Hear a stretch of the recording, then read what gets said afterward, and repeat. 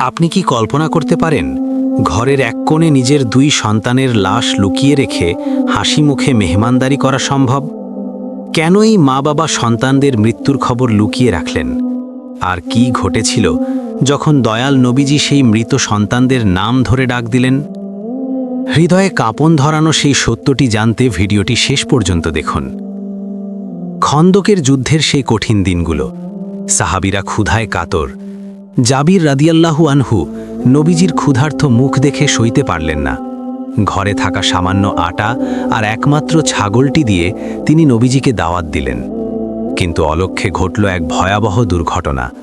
বাবার ছাগল জবাই করা দেখে বড় ভাই ছোট ভাইকে অনুকরণ করতে গিয়ে আঘাত করে ফেলল। রক্ত দেখে ভয়ে দিশেহারা হয়ে বড় ভাই এক উঁচু খেজুর গাছে উঠে পড়ল এবং সেখান থেকে পড়ে সেও প্রাণ হারালো। মা শোকে পাথর হয়ে গেলেন, দু চোখ বেয়ে নামছে নীরব অশ্রু। কিন্তু নবীজির সম্মানে তারা সেই শোক বুকে চেপে রাখলেন।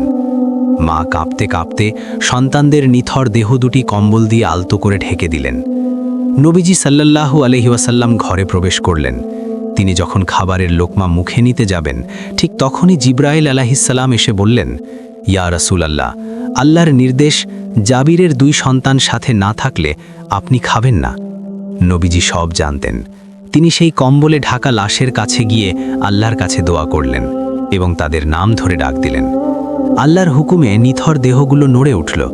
দুই ভাই জীবিত হয়ে হাসি মুখে উঠে বসল এবং নবীজিকে জড়িয়ে ধরল।